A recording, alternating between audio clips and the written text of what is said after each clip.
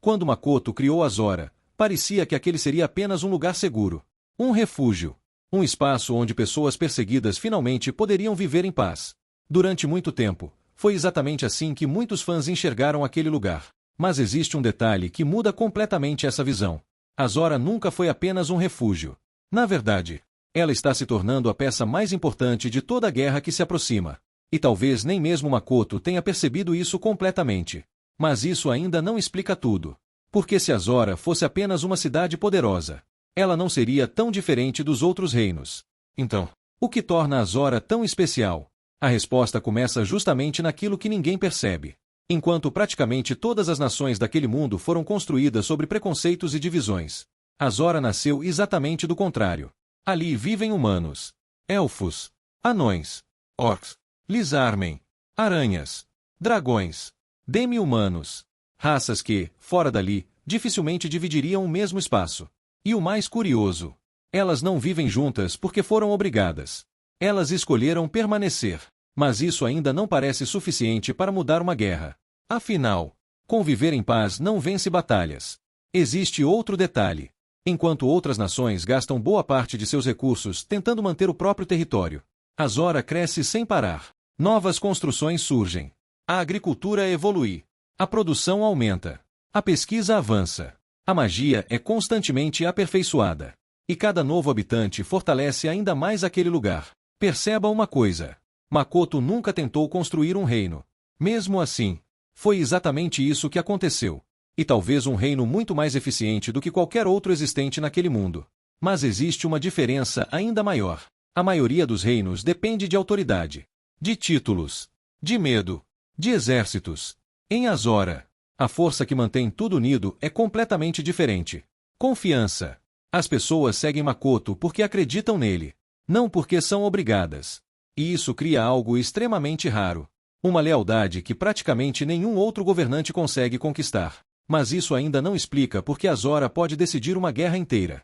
Existe um detalhe que quase nunca recebe atenção. Nenhuma guerra é vencida apenas por guerreiros.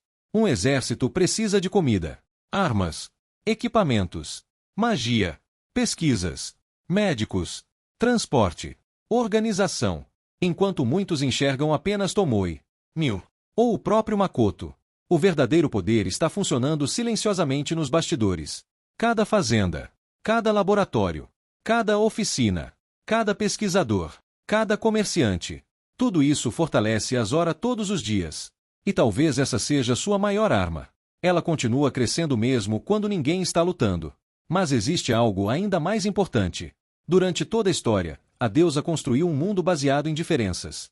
Ela favoreceu os humanos, separou as raças, criou hierarquias, e fez todos acreditarem que aquele era o único caminho possível. Makoto fez exatamente o oposto. Sem tentar desafiar a deusa, ele criou um lugar onde todas essas barreiras simplesmente deixaram de existir. E talvez seja justamente isso que torna Azora tão perigosa. Porque ideias se espalham. E quando outras pessoas perceberem que existe um lugar onde diferentes raças conseguem prosperar juntas, muitas começarão a questionar o próprio mundo em que vivem. Mas isso ainda não é a maior mudança. Existe uma pergunta que poucos fãs fazem. O que acontece quando uma cidade assim deixa de permanecer escondida? Até agora, Azora cresceu longe dos olhos do mundo. Mas isso não vai durar para sempre. Quanto maior ela fica, mais difícil será esconder sua existência. E quando reis, generais, mercadores, e até mesmo a própria deusa entenderem o que Makoto construiu, eles deixarão de enxergá-lo como apenas um aventureiro extremamente forte. Pela primeira vez, perceberão que Makoto possui algo muito mais perigoso do que poder. Ele possui uma nação. E uma nação unida por confiança pode ser muito mais difícil de derrotar do que qualquer exército. Talvez seja exatamente por isso que tantos leitores consideram essa uma das maiores viradas de Tsukimichi. Porque a verdadeira força de Makoto nunca esteve apenas em sua magia, nem em Tomoe, nem em Mio, nem em sua mana absurda. Seu maior poder sempre esteve em algo que crescia silenciosamente enquanto todos olhavam apenas para as batalhas. Azora.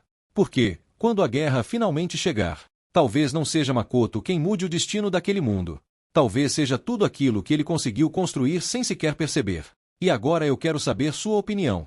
Você acredita que Azora será realmente a maior arma de Makoto ou acha que existe outro fator que decidirá o futuro de Tsukimichi? Escreva sua teoria nos comentários.